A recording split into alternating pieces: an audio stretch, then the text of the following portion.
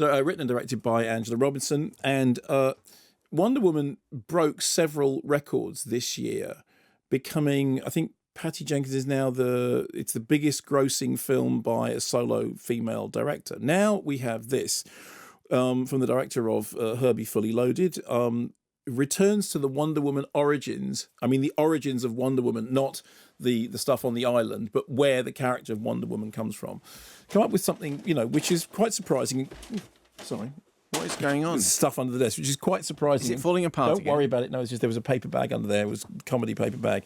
It traces the origins of the comic back to a strange ménage à trois relationship involving role play and alternate family units. Really? And yeah, exactly. So it starts off in the mid-40s with the comic books being rounded up and burnt. And in 1945, we see the Child Study Association of America is investigating the comic.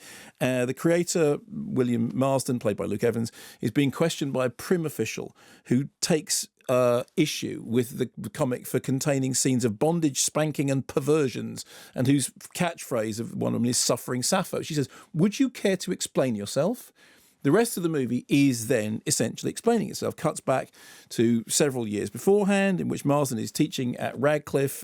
He's teaching psychology. He believes that the whole of the human psyche is based on disc theory: dominance, inducement, submission, compliance. He asks his student, "Are you normal? What is normal?" And he promises that what he's going to do is get to the very heart of what they all are.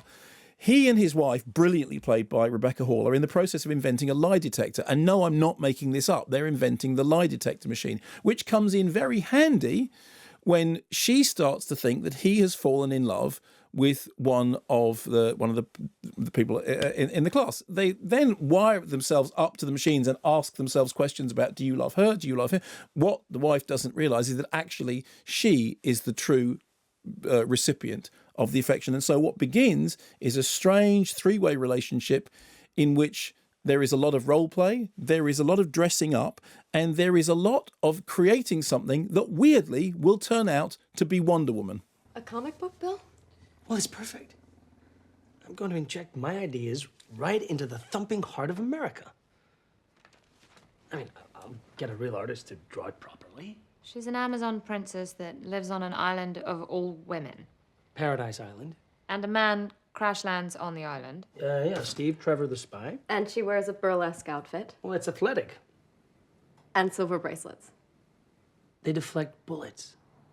And all her friends and helpers are sorority girls who have spanking parties, and everybody fights Nazis and rides in an invisible plane. Yes. What? Bill, we love you, truly, so much. But nobody, and I say this with all the compassion and truth in my heart, nobody will ever publish this. So you get a sense from that, the film has a very light-hearted tone, but what I really liked about it is that it's a film which is about tolerance in intolerant times. It is about people refusing to lie, but wanting to tell the truth about themselves, but realizing that in order to tell the truth about themselves, they are going to have to construct a lie because, as Rebecca Hall character says, what we want can't happen because the world won't let it. We cannot be in love. And to which he replies, well, we'll have to come up with a lie and stick to it. And what the film does is it takes the idea of this relationship, which incidentally, I should say for the record, has been contested by members of the family. They're saying it misrepresents the nature of the relationships, and although the film presents itself as factual, there are obviously more than one ways of looking at this story. As this particular story is told, essentially what happens is that we see the creation of all these elements of the Wonder Woman figure through things that are happening to the central characters. So Rebecca Hall's character, who is clearly the smartest person, as you said, she's much smarter than her husband, but she has suffered because of her gender, is reduced to being a secretary. And of course, Wonder Woman has to have a guy as a secretary. Wonder Woman has to have a secret identity. Why? Because it's a secret identity to protect herself in the world of men, which is something that they are having to do. Also, as they get into role play and, games involving S&M, these are things, there's a rope of truth.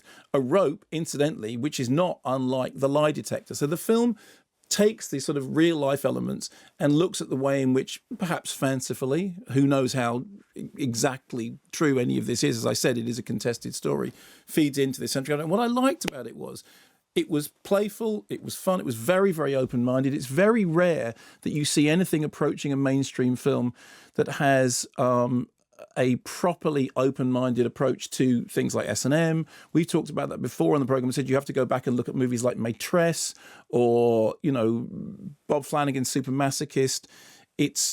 There is such a sort of British prudishness about discussing anything like that. And, it's an American film, obviously, but there is a kind of weird prudishness about it, particularly at this moment in time. How great to see a film which isn't being prudish about it, which is saying in much the same way as that film Kinsey did some time ago with Liam Neeson.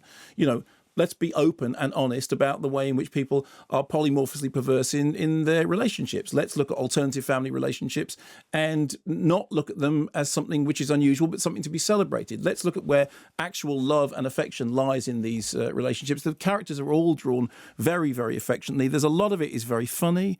There is also a very nice undercutting of the central role of Professor Marston, who is taken to be slightly ridiculous by the two women with whom he's living. And of course, actually, if anything, is a slightly incidental character, that they don't really need him and they sort of humour him, as you understood, I think, from that clip.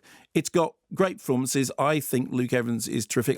Rebecca Hall can do no wrong. Bella Heathcote pulls off the role of Olive Byrne very, very well. It was smart. It was funny. I didn't know any of this stuff before. I'm not a huge comic book aficionado, but I came out of it thinking it was judged just right. It was just the right tenor of film to get that story into the mainstream and to be playfully subversive.